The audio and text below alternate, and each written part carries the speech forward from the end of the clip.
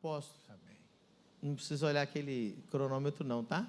Deixa Deus te usar, porque o povo está com fome, né? Quem está com fome? Está com fome? Porque o homem... Esses dias eles me aplaudiram muito, me falaram, meu Deus, que mensagem é essa? E eu vou confessar, a mensagem era do Agostinho. Eu peguei e preguei para vocês. Deus abençoe a vida de vocês. Nada é nosso, irmão, nada é nosso. Vamos estender a mão para o homem de Deus. Pai, obrigado por ter trazido, Senhor, o apóstolo Agostinho. Amém. Eu libero, Senhor, no mundo espiritual, a autoridade dessa casa, para que ele flua em total liberdade. Tudo que o Senhor depositou nele para essa noite, nós queremos receber em nome de Jesus. Amém. Amém. Vamos aplaudir o Senhor mais uma vez? Amém, meu filho. Oi? Você não? Tá bom. Sentem-se, meus irmãos. Que alegria voltar aqui. Cada vez que eu volto aqui, irmãos, eu fico impactado.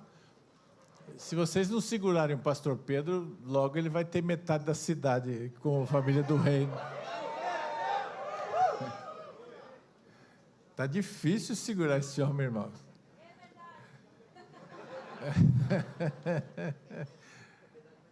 Olha que bênção. O apóstolo Pedro estava falando sobre a mensagem, né?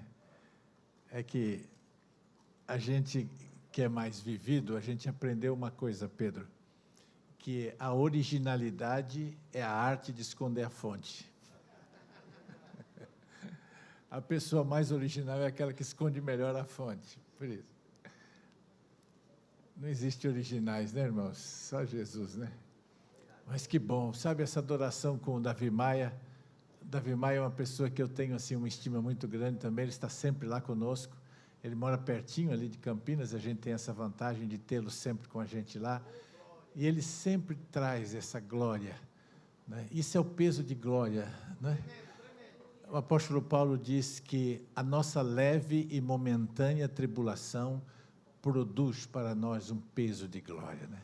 Esse é o peso de glória que expurga toda ansiedade, todo medo, tristeza, né? E restaura a nossa energia, a nossa força. Glória a Deus. Esse casal é lindo, não é, meus irmãos? Que casal lindo. Eles são não só lindos por fora, não, irmãos, por dentro também. O pastor Pedro é uma das pessoas mais generosas que eu conheço. Acreditem. Homem fiel, homem leal e generoso. Poucas pessoas eu conheço com o nível de generosidade dele. Quando, às vezes, ele está aqui e ele convida os irmãos para uma oferta ousada, ele já fez tudo isso. E ele tem esse compromisso com Deus, ele é fiel. E Deus tem uma aliança com ele por conta disso, porque Deus tem aliança com os fiéis, não é?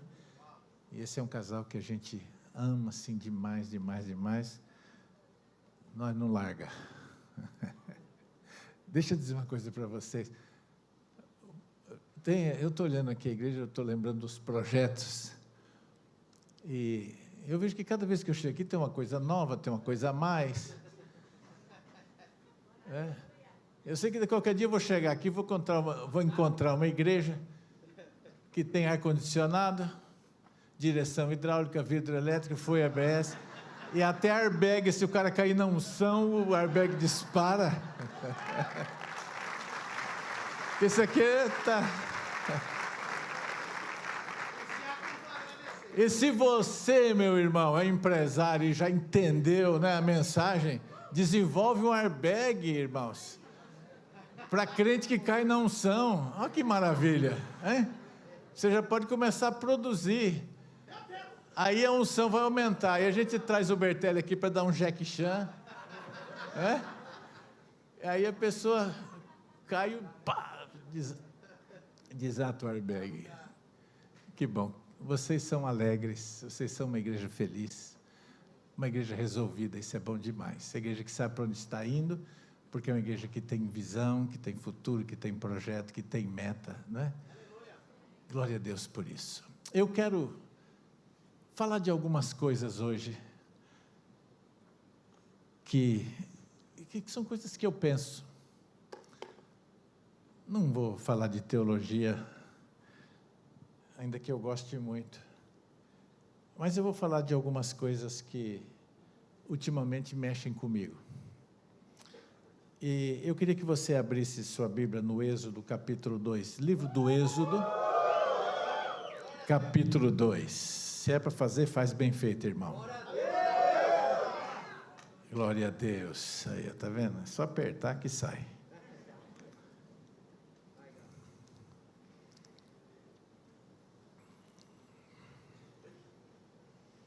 Êxodo, capítulo de número 2.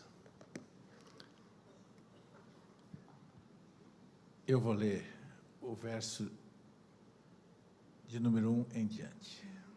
Tem que achar na minha Bíblia aqui, Êxodo 2, de 1 em diante.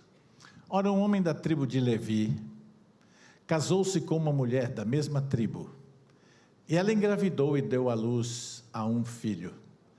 Vendo que era bonito, ela o escondeu por 3 meses. Quando não podia mais escondê-lo, pegou um cesto feito de papiro e o vedou com betume e piche. Colocou nele o menino e deixou o cesto entre os juncos à margem do Nilo. A irmã do menino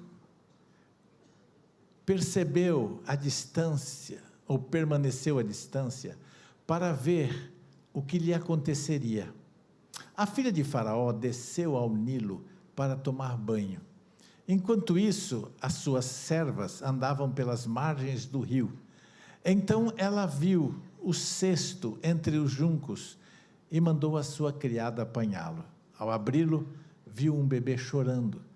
Ficou com pena dele e disse: este menino é dos hebreus. Então a irmã do menino perguntou à filha de Faraó: a senhora quer que eu vá chamar uma mulher dos hebreus para amamentar e criar um menino? Sim, vá chamá-la, respondeu. A moça foi chamar a mãe do menino. Então a filha do Faraó disse à mulher: leve este menino e amamente-o para mim, e eu pagarei você por isso. A mulher levou o menino e o amamentou. Tendo o menino crescido, ela o levou à filha de Faraó, que o adotou, e lhe deu o nome de Moisés, dizendo: porque eu o tirei das águas. Amém? Glória a Deus. Vamos lá agora para o outro livro, Josué capítulo 1.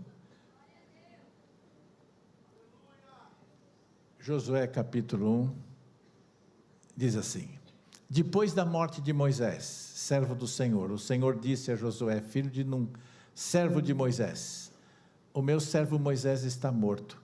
Agora, pois, você e todo este povo preparem-se para atravessar o rio Jordão e entrar na terra que eu darei aos israelitas. Como prometi a Moisés, eu darei a vocês todo lugar onde puserem os pés. O seu território se estenderá desde o deserto do Líbano, do grande rio, que é no caso o rio Eufrates, e toda a terra dos hititas, até o grande mar, no caso o mar Mediterrâneo, no oeste. Ninguém conseguirá resistir a você todos os dias da sua vida. Como estive com Moisés, assim estarei com você, nunca o deixarei, nem o abandonarei. Seja forte e corajoso, porque você conduzirá este povo para herdar a terra que jurei aos seus antepassados. Somente seja forte e muito corajoso. Tenha cuidado de obedecer a toda a lei que o meu servo Moisés ordenou a você. Não se desvie dela, nem para a direita, nem para a esquerda, para que você tenha êxito por onde quer que andar. Não deixe de mencionar as palavras deste livro da lei e de meditar nela de dia e de noite, para que você cumpra fielmente tudo o que está escrito. Desse modo você fará prosperar os seus caminhos e será bem-aventurado. Não fui eu que te ordenei?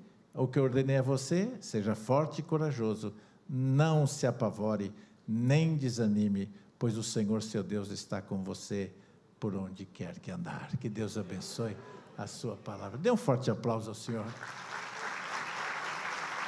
Por um texto tão lindo, né? Moisés nasceu numa circunstância muito difícil. O capítulo 1 fala que o faraó que agora estava no trono não conheceu José. José era um dos filhos de Jacó, com quem o faraó fez uma aliança. E por muitos anos essa aliança perdurou. Até que esse novo faraó assumiu o trono e impôs muito jugo sobre Israel. Ele tornou o povo de Israel um povo escravo. E essa escravidão foi uma escravidão muito torturante, muito difícil. Todos os tijolos e toda a plantação era feita pelo povo de Israel.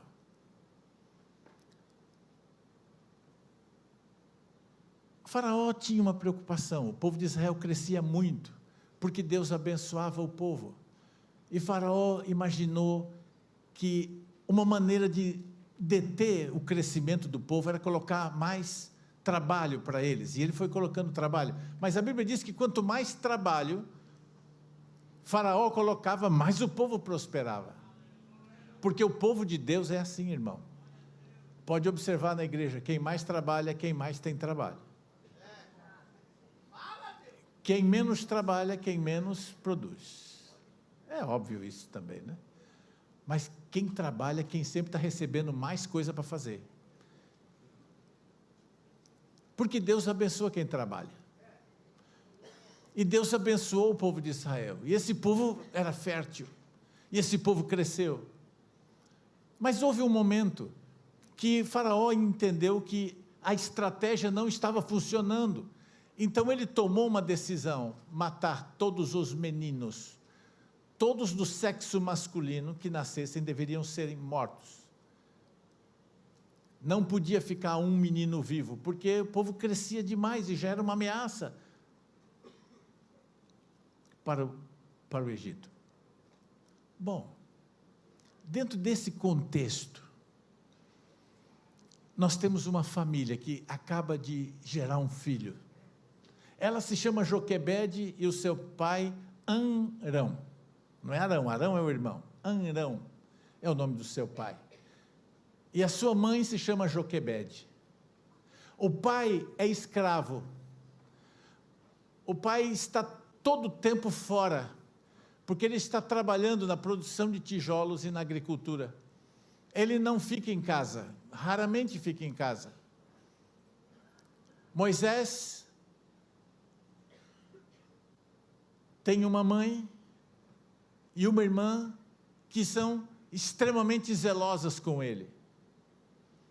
Essa mãe e essa irmã, elas desenvolvem uma estratégia para que esse menino que eles contemplaram tão lindo não morresse. E eu queria que você pensasse comigo uma coisa que sempre me vem à mente, que é, aqui nós temos uma família que está diante de uma situação caótica, mas que se predispôs a criar uma estratégia para salvar o filho. E quando eu penso no mundo que nós estamos vivendo hoje, que também é dominado por poderes malignos, porque Faraó é a representação de um principado, muitos de nós estamos assistindo os nossos filhos morrerem sem que a gente crie uma estratégia para salvá-los. Aquela mulher chamada Joquebede, junto com a sua filha Miriam, diante desse quadro horrível, onde essa criança seria fatalmente morta como as demais. Elas bolaram um plano. Elas esconderam o menino até onde eles podiam esconder, porque essa é a nossa realidade.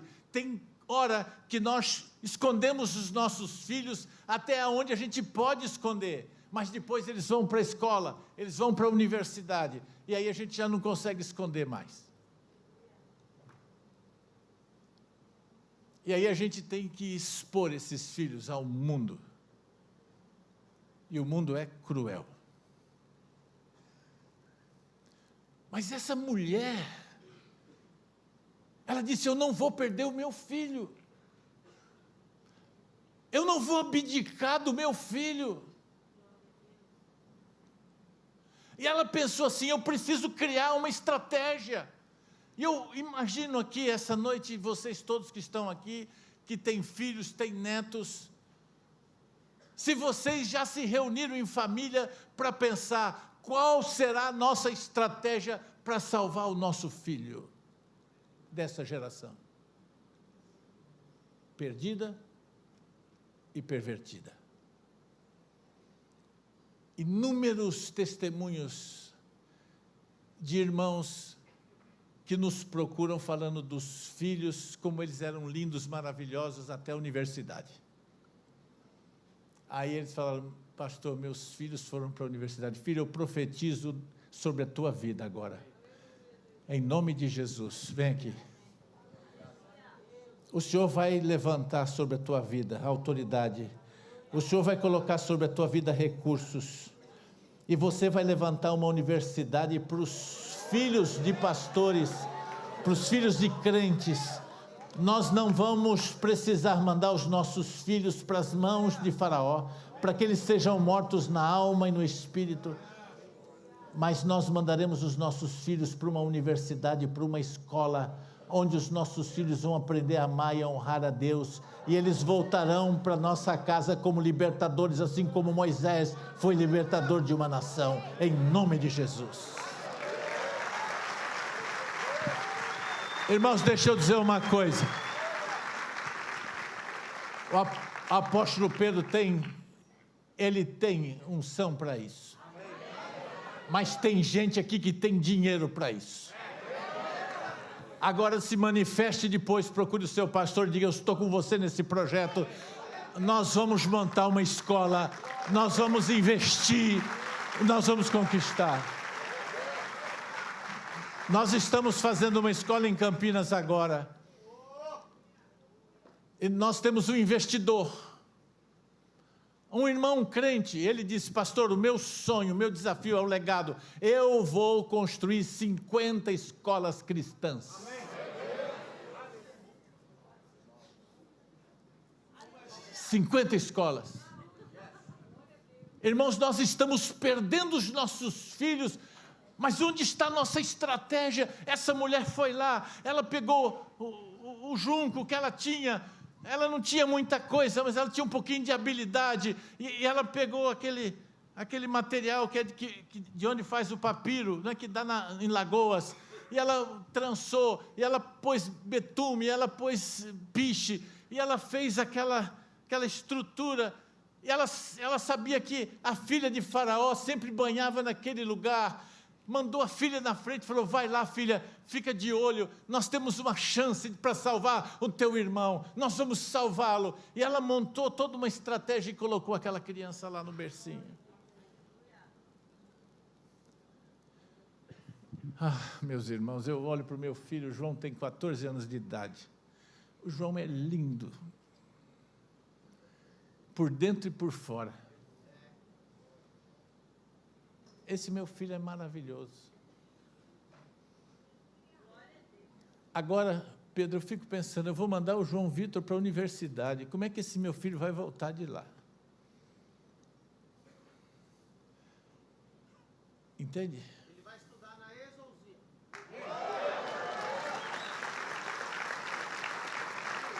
Só faltou alguém levantar e falar: eu pago o estudo dele. Mas um dia ainda vai ter alguém com essa coragem. Mas, meu filho, deixa eu te dizer. A criança Está na nossa mão. O que a gente está fazendo? Nós estamos pensando nas estratégias para salvar os nossos filhos? Não, nós estamos assistindo. Os nossos filhos estão perdidos no mundo com as ideologias de gênero, com o uso das drogas, os abusos sexuais. Eles perderam a dimensão do que é santo e do que é profano, eles não sabem mais discernir. E o que nós estamos fazendo? E a nossa estratégia qual que é? Bom, Deus pegou aquele menino que ia ser morto e fez com ele o que vai fazer com o filho de todos vocês que tiverem a preocupação de criar uma estratégia para salvar o seu filho. Fez dele um libertador de uma nação. Irmãos, nós não geramos nossos filhos para o inferno. Nós geramos os nossos filhos para serem Moisés nessa geração, para serem libertadores. E a gente não pode descansar. É evidente que não foi Joquebede que fez isso. Quem fez de Moisés um libertador foi o próprio Deus. Você me entende? Mas Joquebede criou estratégia para salvar. E Moisés cresceu.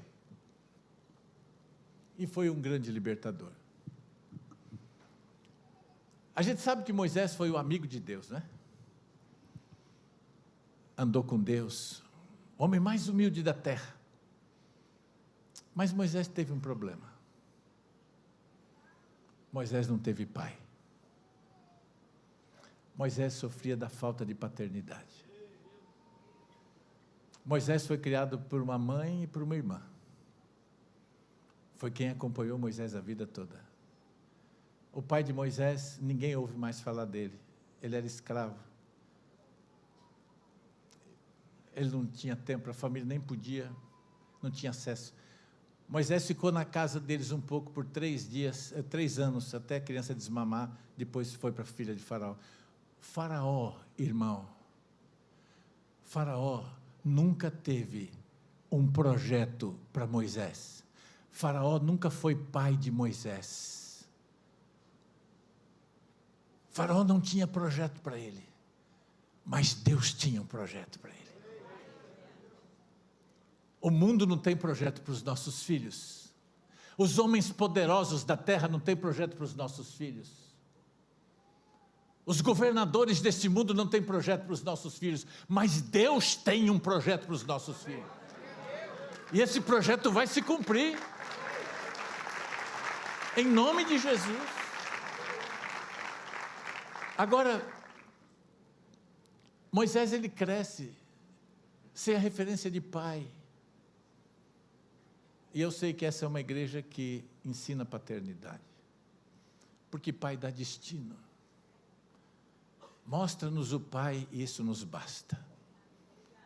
Aí Jesus diz, quem vê a mim, vê o pai. Porque os pais são replicados nos filhos. Agora, Moisés cresce com dificuldade, é interessante, não sei se vocês percebem, mas Moisés, por exemplo, tem uma dificuldade de lidar com os filhos dele. Ele não é muito bom com os filhos. Moisés, quando Deus dá direção para libertar o povo de Israel do Egito, Deus manda Moisés circuncidar os meninos, e Moisés não conseguiu fazer.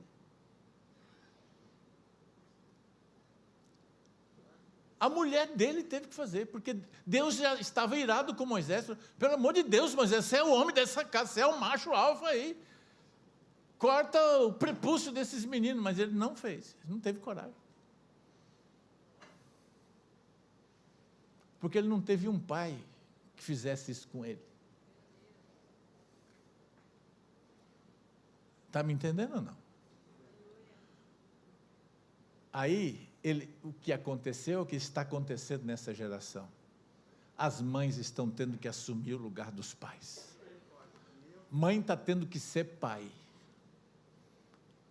Para cumprir o papel de pai. E a esposa de Moisés foi lá, circuncidou os 2 meninos e voltou para casa, junto com as crianças, aborrecida com o marido que ela tinha. Moisés era o homem que Deus amava, era o homem com quem Deus falava face a face, mas era um homem com muita dificuldade com seus filhos, porque ele não teve referência de pai. Entende?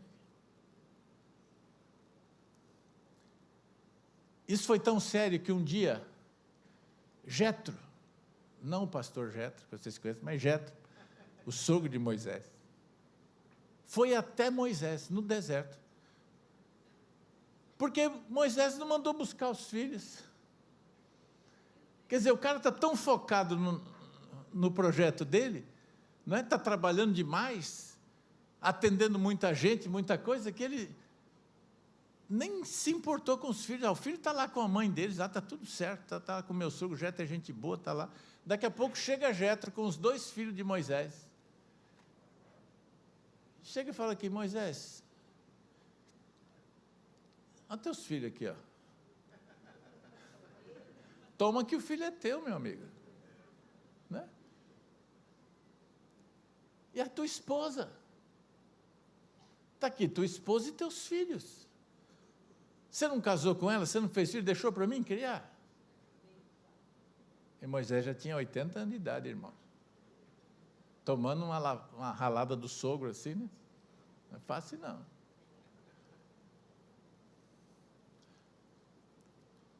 Mas tem coisas, irmãos, que a gente não tem. Né? E quando você não tem uma coisa, o que você precisa fazer? Você precisa buscar alguém que tem. Presta atenção, irmãos, existem níveis que você nunca vai acessar se alguém não te conduzir.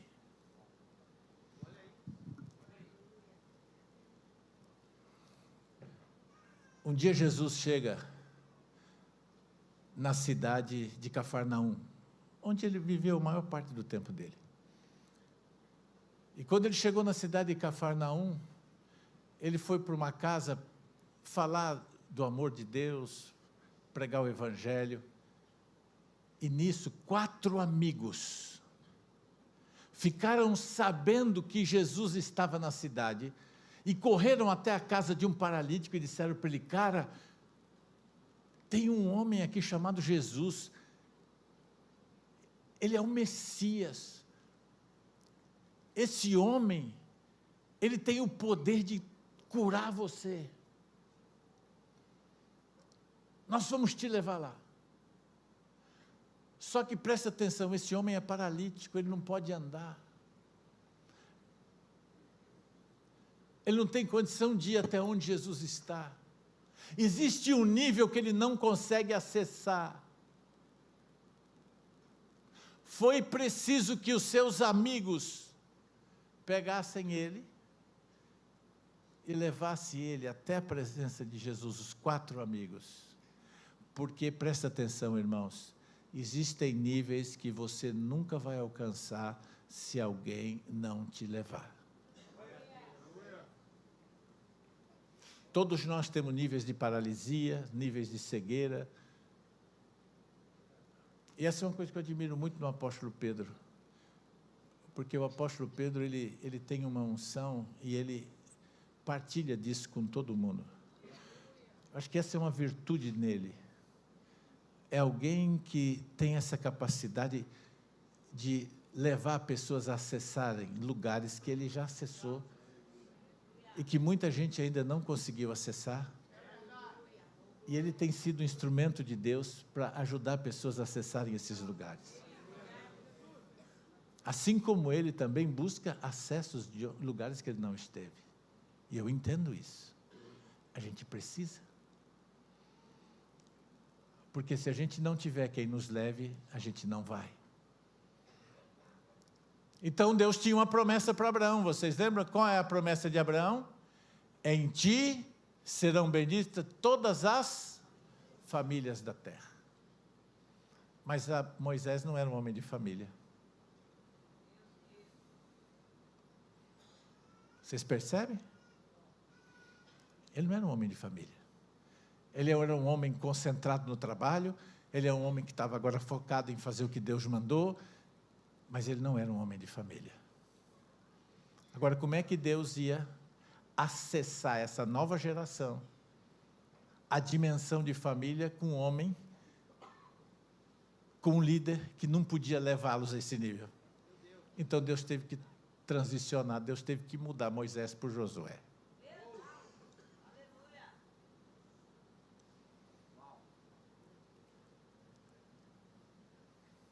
Vocês se lembram o que disse Josué no último capítulo do livro dele?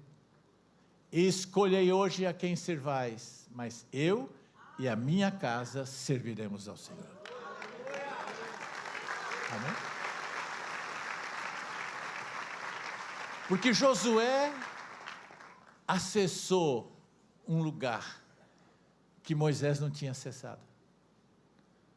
E para que o povo de Israel, essa geração nova, pudesse acessar esse lugar que Deus tinha prometido para Abraão, porque em ti serão benditas todas as famílias da terra, aquele líder não podia fazer isso.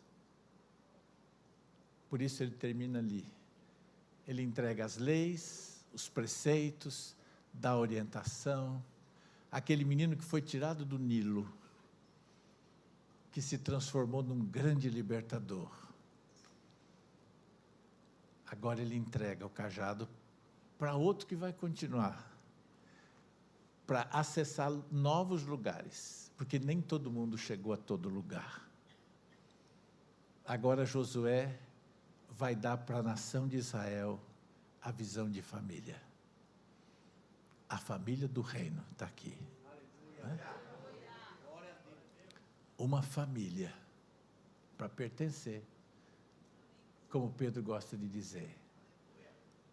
Uma família para pertencer, porque essa é a visão do reino de Deus.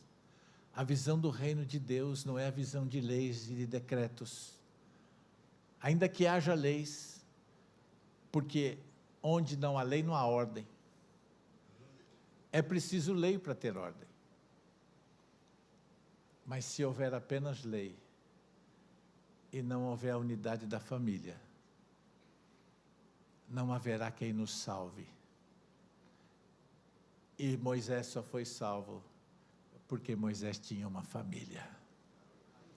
Uma família que pensou nele e uma família que criou uma estratégia para salvá-lo. Fique em pé no seu lugar.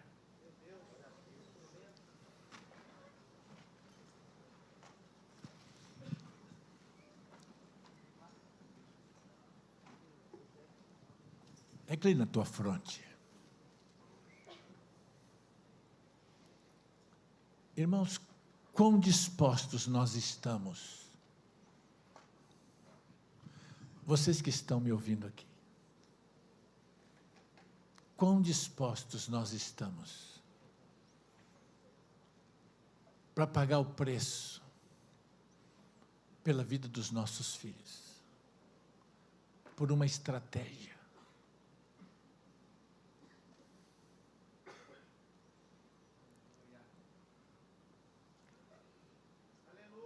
Quanto você está disposto a investir? Esse homem, ele disse assim, eu não quero dinheiro. O filho dele disse, pastor, meu pai não precisa de dinheiro, meu pai, ele tem usinas, irmãos, o homem tem usina, o homem tem dinheiro. Ele falou, eu quero legado. Qual é o seu legado? Dinheiro não é legado, irmão. Dinheiro não é legado. Qual é o seu legado? Pastor, eu já criei meus filhos, quem tinha que se perder, se perdeu, quem se salvou, se salvou. E tem muita gente vivendo assim. Mas esse não é o projeto de Deus. O projeto de Deus é que ninguém se perca, mas que todos venham ao arrependimento. O projeto de Deus é que a gente esteja abrigado dentro de uma família que nos socorre. E eu pergunto isso para a minha igreja: o que nós temos feito como família de Deus, como igreja, para socorrer os filhos que Faraó está matando?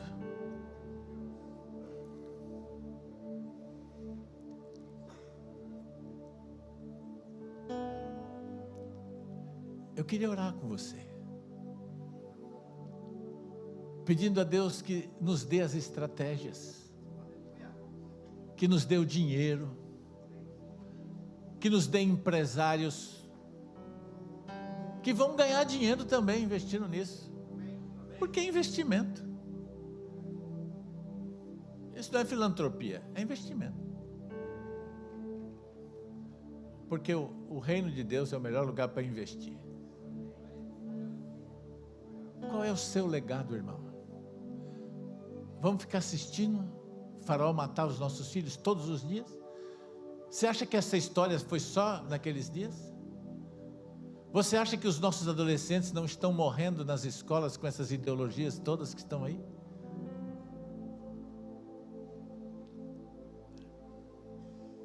A gente não está assistindo isso de novo? Será que a gente está olhando para a Bíblia achando que isso aqui é um livro de história de 4.000 anos atrás? Que isso é para aquele tempo? Será que a gente não está vendo isso acontecer hoje? É o mesmo poder maligno que está se manifestando para destruir, para matar uma geração.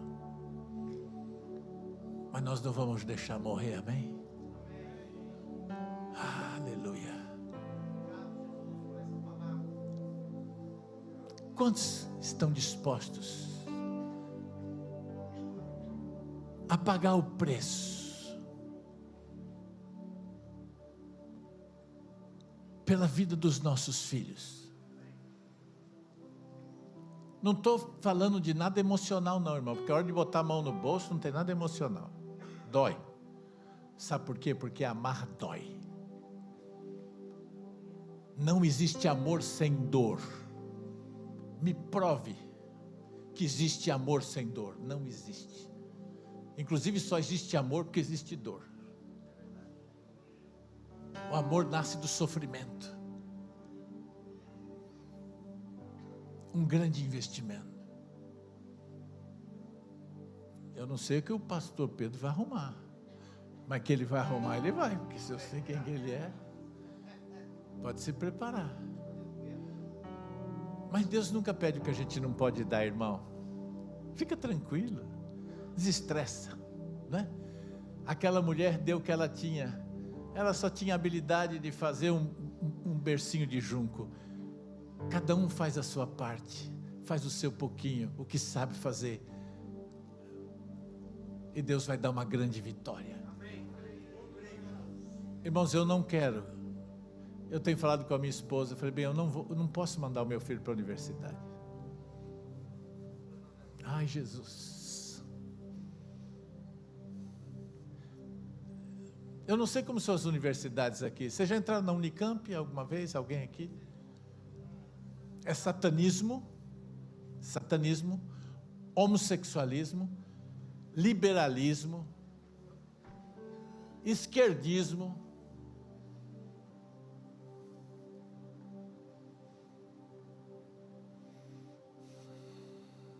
droga.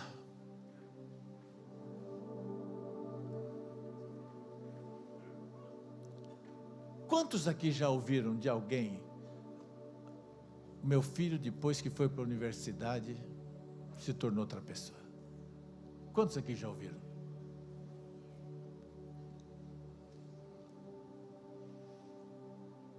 Você vai falar, não, porque ele é cabecinha fraca. Não é não, irmão. Não é não. São forças, são poderes, principados e potestades.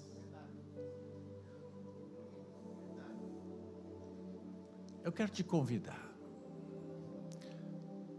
Você que aceita esse desafio comigo hoje à noite, de orar por estratégias. Nós somos um povo de estratégias. Porque nem todo mundo é só de Balneário, temos pessoas aqui de outros lugares, até de outros países. O pastor Manuel aqui, que é lá do México. Como fazer isso no México? Como salvar as crianças?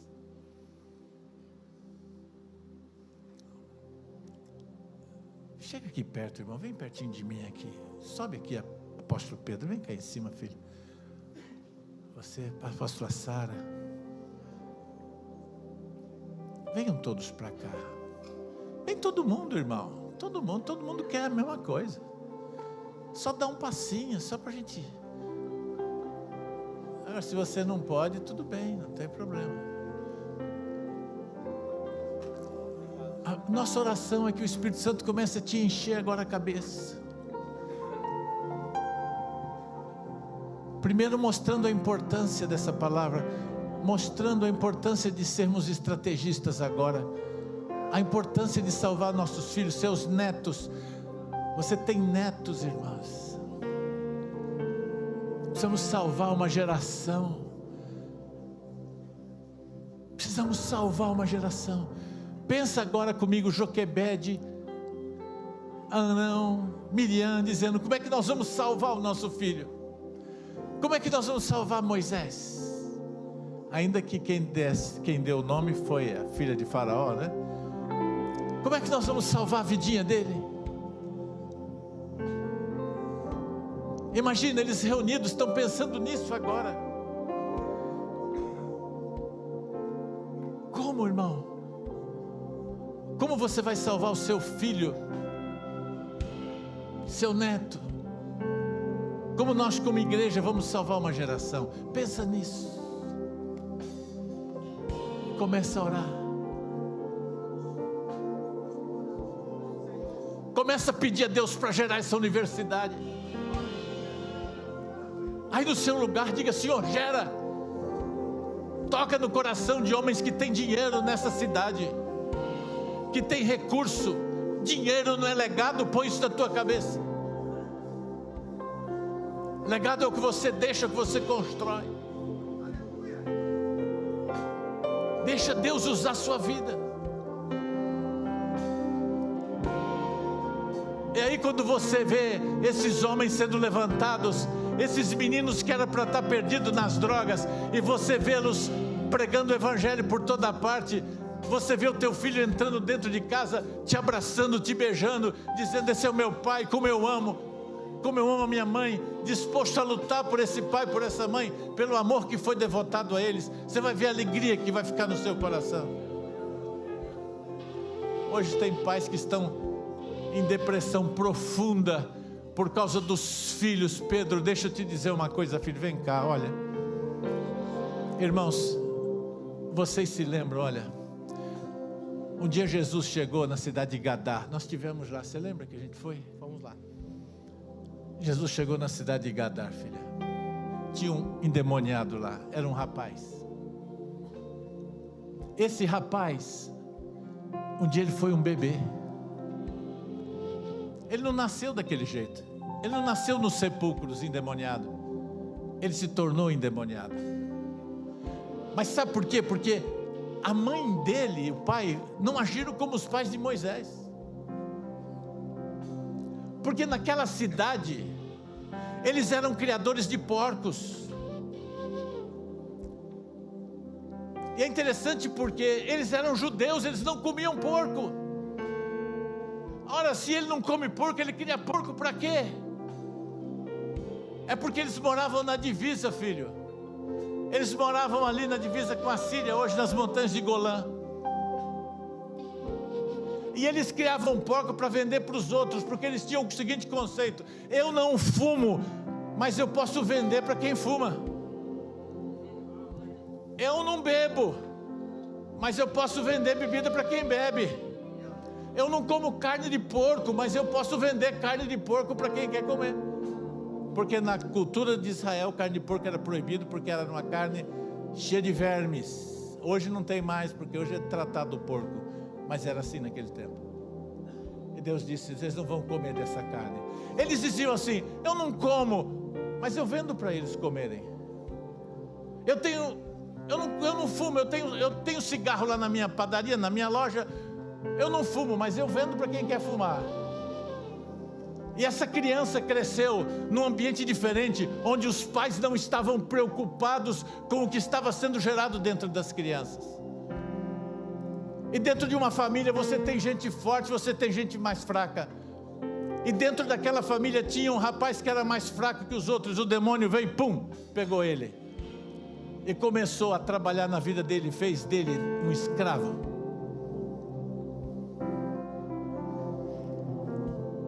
Porque aquela família foi diferente da outra. Porque uma família se preocupou e disse: nós vamos salvar o menino. A outra falou: não, nós vamos ter lucro, nós vamos ganhar dinheiro, não importa como. Ainda que isso resulte na desgraça dos outros.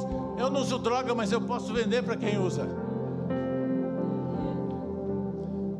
Você está entendendo?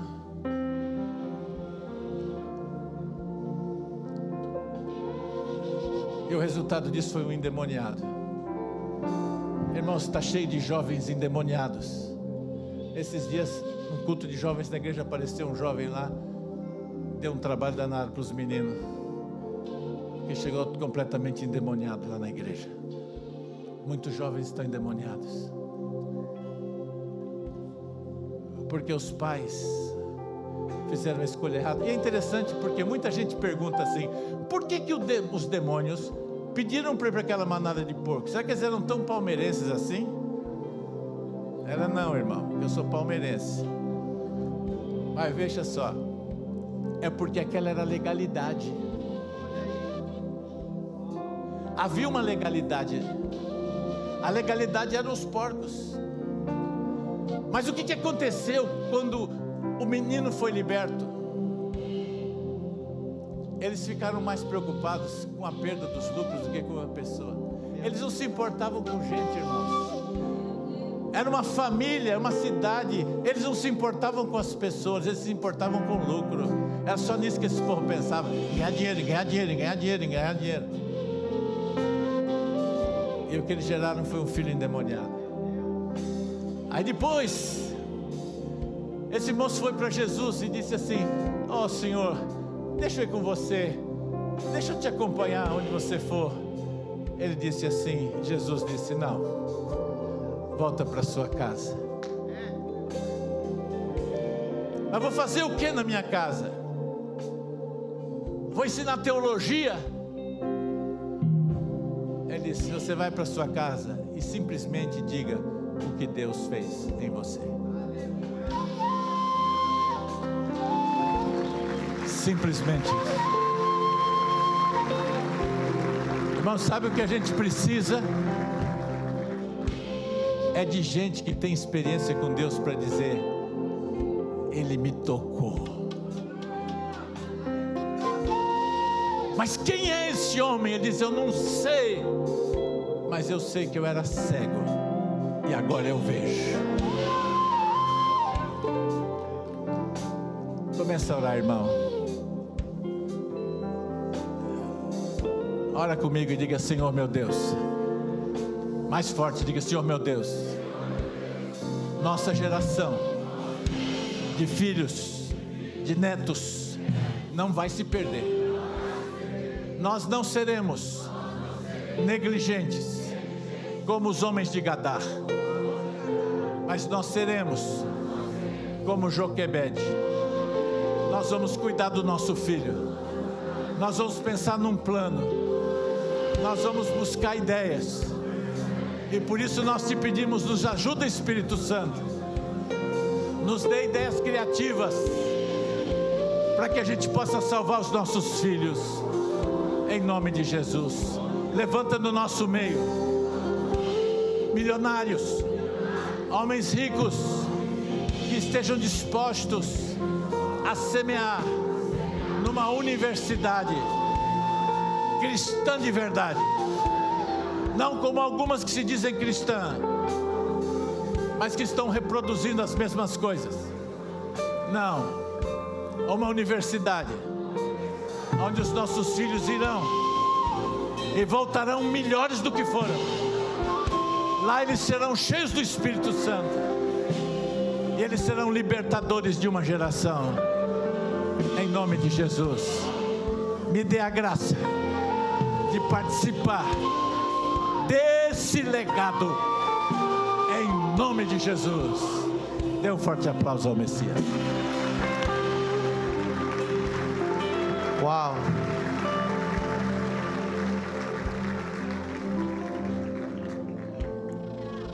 Eu vou pedir, vou fazer 2 orações agora.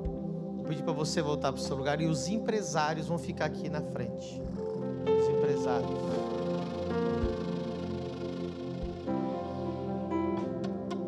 Todo mundo que tem sua fonte de renda, o seu CNPJ, eu quero orar por você.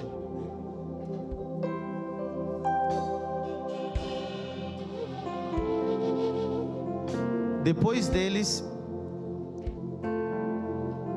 não vai embora, pelo amor de Deus. Deus quer fazer algo sobrenatural aqui ainda. Depois dos empresários, eu vou orar por todos aqueles que têm a educação no seu coração e que é da área da educação. Nós vamos unir as 2 forças hoje, em nome de Jesus. Uau! Olha quantos empresários. Irmãos, agora os empresários orem para mim. O apóstolo Agostinho não sabe de nada. Que eu estou em negociação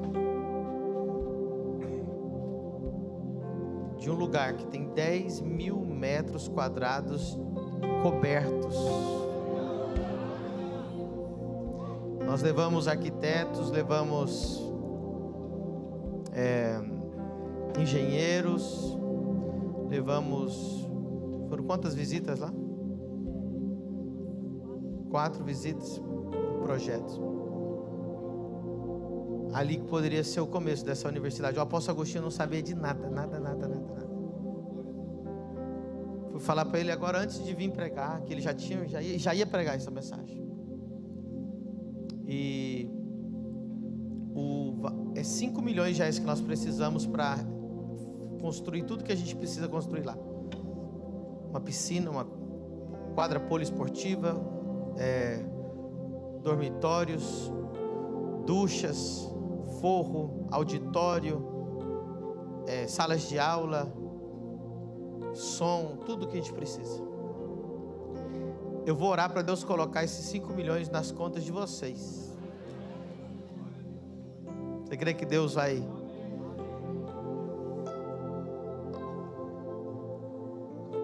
R$1 e 5 milhões para Deus é a mesma coisa. Amém? O apóstolo Agostinho não sabia disso. Não sabia disso. E quando ele ministrou essa mensagem, Deus trouxe ele para trazer essa mensagem aqui. Você tem noção do que são 10.000 metros quadrados de telhado na cidade? Dá para ir andando da igreja até lá. Não é para a igreja, é só para a escola.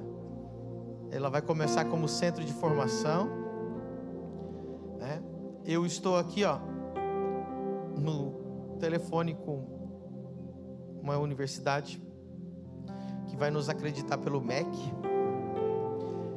Eu estou tirando minha titulação do MEC com eles. Você já é o primeiro. Então a coisa está andando. E eu posso dizer a verdade para vocês? Até ontem eu já estava desanimado. Eu não ia mais para frente. Porque todo mundo ao meu redor tinha me convencido que não, é muito dinheiro, 5 milhões. Se o apóstolo Agostinho não viesse com essa mensagem, ontem eu teria abandonado, já tinha abandonado essa ideia. Confesso para os irmãos.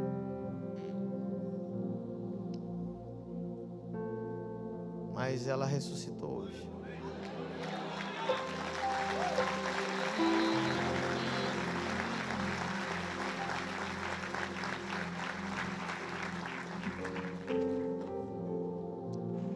Isso que o apóstolo Robert Dudo olhou bem no meu olho e disse assim, que era para mim fazer o que estava no meu coração.